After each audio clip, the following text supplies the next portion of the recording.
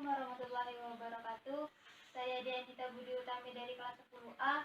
Di sini saya akan menjelaskan 6 materi simulasi digital. Yang pertama yaitu komunikasi sinkron dan asinkron dalam jaringan. Yang kedua virtual class atau kelas maya. Yang ketiga Edmodo. Yang keempat produksi. Dan yang kelima menganalisis produksi video, animasi, dan musik digital. Dan yang keenam mengevaluasi pasca produksi video, animasi, dan musik digital. Seperti yang saya bicarakan, saya akan menjelaskan tentang komunikasi sinkron dan asinkron dalam jaringan. Pengertian komunikasi daring. Komunikasi daring adalah cara berkomunikasi di mana penyampaian dan penerimaan pesan dilakukan dengan melalui jaringan internet. Keunggulan komunikasi daring dapat dilakukan kapan saja dan di mana saja. Dengan komunikasi daring, setiap pengguna dapat melakukan komunikasi di mana saja dan kapan saja dengan syarat terkoneksi dengan jaringan internet dan memiliki sarana yang mencukupi. 2. Efisiensi biaya. Berbeda dengan komunikasi konvensional, komunikasi daring tidak memerlukan pihak yang berkomunikasi untuk bertemu tatap muka. Dengan komunikasi daring, Anda dapat menghemat biaya transportasi. Yang ketiga, efisiensi waktu. Komunikasi dapat dilakukan dengan cepat tanpa harus membuang waktu dengan melakukan perjalanan. Pesan komunikasi dapat disampaikan pada saat ini juga dalam hitungan detik maupun kedua pihak yang berkomunikasi saling berjauhan. Yang keempat, terintegrasi dengan layanan TIK lainnya. Sambil melakukan komunikasi daring, Anda dapat memanfaatkan layanan TIK lainnya untuk mendukung pelaksanaan dan perlengkapan komunikasi tersebut. Contoh layanan yang dapat digunakan seperti berbagi layar, presentasi, dan dokumen. Meningkatkan intensitas berkomunikasi. Komunikasi daring mendorong orang yang biasanya diam di rumah di dunia nyata menjadi aktif dan berkomunikasi di dunia maya. Yang terakhir, meningkatkan partisipasi. Dengan terbukanya jalur komunikasi, akan semakin banyak orang yang dapat berpartisipasi dalam diskusi. Kelemahan komunikasi daring. Tidak mewakili emosi pengguna. Intonasi bicara, raut muka, gerakan tubuh merupakan hal yang relatif sulit untuk dipahami melalui komunikasi daring. Yang kedua, memerlukan perangkat khusus. Dalam pelaksanaannya, komunikasi daring memerlukan adanya hardware dan software. Yang ketiga, terlalu banyak informasi yang tidak penting. Dalam komunikasi daring, seringkali informasi yang didapat menjadi terlalu banyak sehingga membuat bingung si penerima. Menyita konsentrasi. Melakukan komunikasi daring tidak pada tempat dan waktu yang tepat dan mengabaikan atau menunda hal lain, bahkan membahayakan orang lain maupun diri sendiri. Jenis-jenis komunikasi daring. Komunikasi daring sinkron serempak. Bisa dibaca sendiri.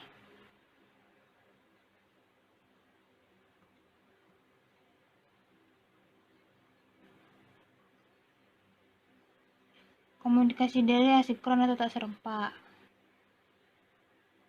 adalah komunikasi yang menggunakan perangkat komputer dan dilakukan secara tunda. Contoh komunikasi asinkron adalah email, forum, rekaman visual, serta membaca dan menulis dokumen daring melalui Word, dan Web. Fungsi komunikasi dalam jaringan. Kendali, motivasi, dan pengungkapan emosional.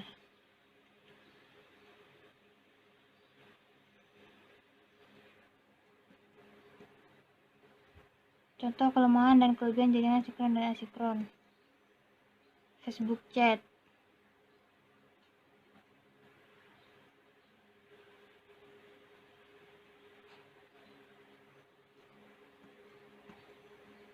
Website.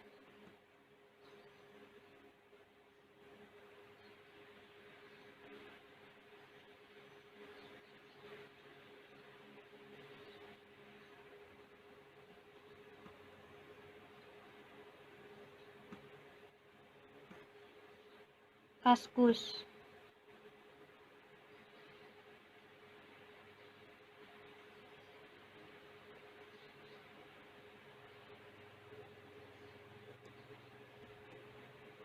Email Yahoo.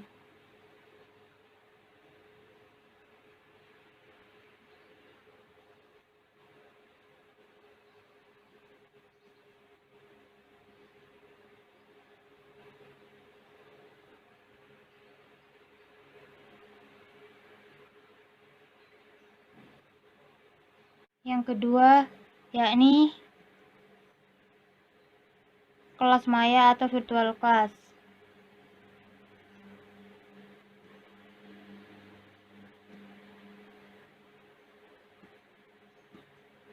Pengertian kelas maya atau virtual class. Kelas maya adalah lingkungan belajar yang diadakan tanpa tatap muka secara langsung antara pengajar dan siswa. Pengajar menyediakan bahan ajar dalam konten digital yang bisa diakses, disimpan, dan dibagikan melalui internet yang bisa diakses kapan saja dan di mana saja. Jenis-jenis kelas maya.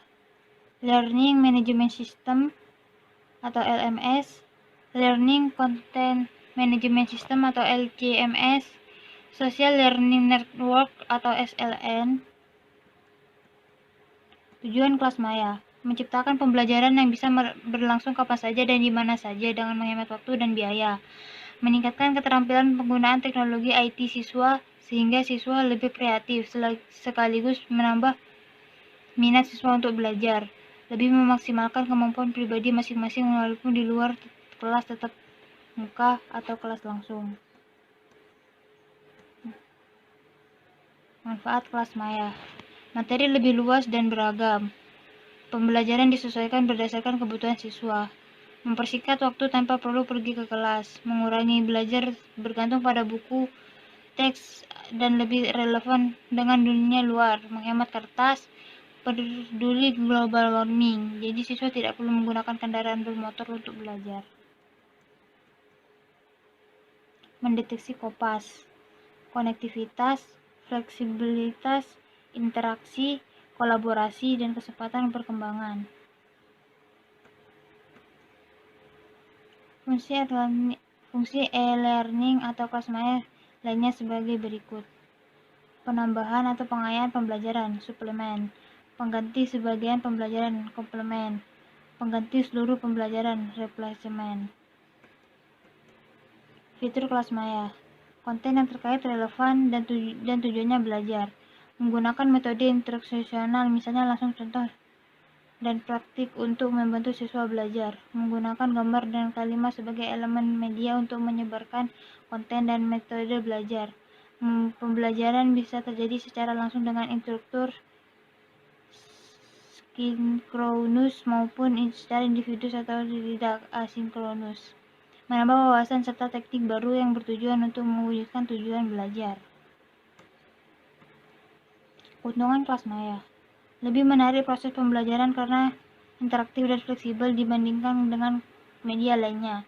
Siswa tidak terikat tepat dan waktu sehingga lebih santai. Guru sebagai fasilitator yaitu penyedia sekaligus pendukung dalam proses pembelajaran tersebut. Siswa lebih aktif mempelajari materi yang disampaikan oleh guru melalui website. Pembelajaran bisa dilaksanakan di mana saja dan kapan saja. Kekurangan kelas maya: siswa dan guru harus mempunyai koneksi internet karena kelas maya berbasis web. Proses pembelajaran individual sendiri sehingga bisa mengurangi pembelajaran sosial antar siswa. Apalagi siswa tidak berhati-hati dan terjadi kesalahan materi dan akan berdampak pada pengetahuan yang didapat siswa tersebut. Untuk anak SD, penggunaan internet yang kurang profesional bisa mengakibatkan penurunan kemampuan bersifat manual, seperti menulis, menghitung, dan menggambar. Membutuhkan spesifikasi hardware, software, sekaligus jaringan internet yang memadai. Komponen kelas maya. Yang ketiga yakni Edmodo.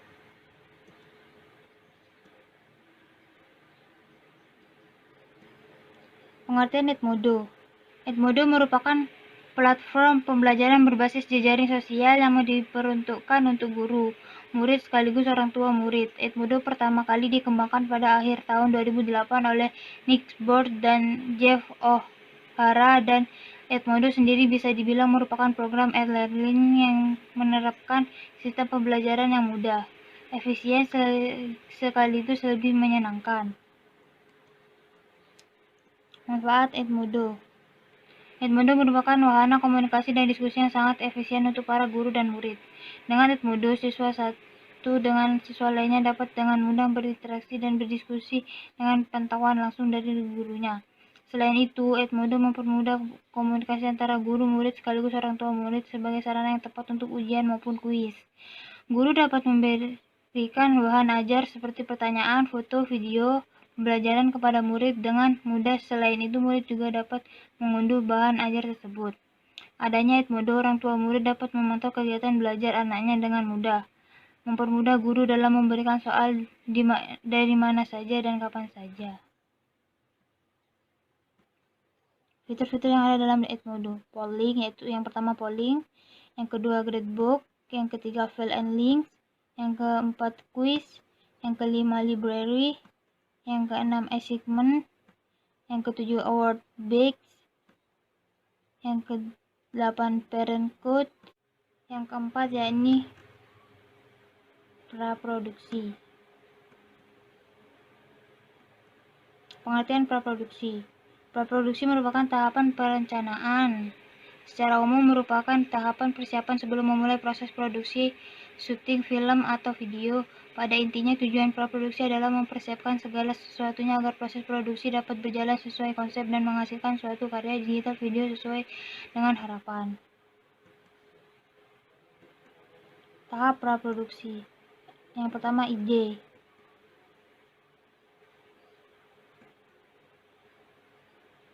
Yang kedua, sasaran. Yang ketiga, tujuan. Yang keempat, pokok materi. Dan yang kelima, sinopsis.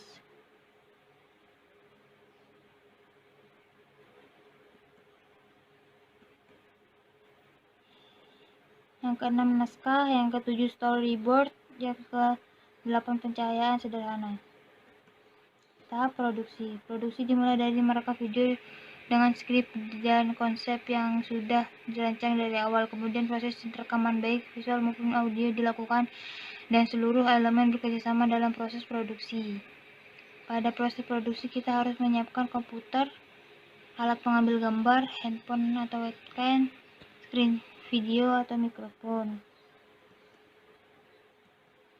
Tahap pasca produksi. Tahap pasca produksi, semua bahan mentah produksi dikumpulkan untuk diolah. Analoginya ialah seorang koki yang membawa sebuah bahan masakan dan bumbu ke dapur untuk diolah sesuai resep yang telah ada.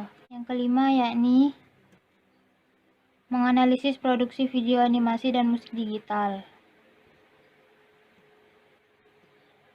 Produksi media video. Video adalah teknologi untuk menangkap, merekam, memproses, transmisikan dan menata ulang gambar bergerak, biasanya menggunakan film seluloid, sinyal elektronik atau media digital. Jenis video. Ada cerita, dokumenter, berita, pembelajaran, dan presentasi. Yang keenam yakni mengevaluasi pasca produksi video animasi dan musik digital. Composting atau bisa juga disebut dengan proses penggabungan hasil render dari tahap produksi sebelumnya. Proses ini sangatlah membutuhkan keterampilan dalam video editing. Kalian harus memotong cuplikan dan yang tidak dibutuhkan dan menggabungkan scan yang dapat di dalam animasi yang sedang dibuat. Biasanya dalam proses ini penambahan sesi video selalu diaplikasikan. Composting sangat dipengaruhi durasi film beserta scan di dalamnya. Composting, dubbing, musik atau sound effect. Beberapa produser film, marketer, editor ataupun animator memiliki cara tersendiri dalam melakukan proses dubbing atau penambahan suara pada film mereka. Ada yang terbiasa dengan merekam atau menambahkan audio pada tahap pra-produksi, produksi, bahkan pasca produksi. Hal ini dia bebas dilakukan jika film yang kita kerjakan adalah film animasi. final output. Untuk proses akhir, yaitu final output, proses ini adalah puncak dari keseluruhan produktivitas membuat film animasi 2D atau 3D. Final output bisa dilakukan dengan proses exporting atau rendering. Pada proses ini, kalian akan mengatur atau membentuk opsi akhir secara detail untuk format film sesuai dengan kebutuhan, sama seperti proses rendering pada tahap produksi. Namun final output adalah proses akhir dan setelah itu tidak akan ada lagi proses penyuntingan yang dibutuhkan.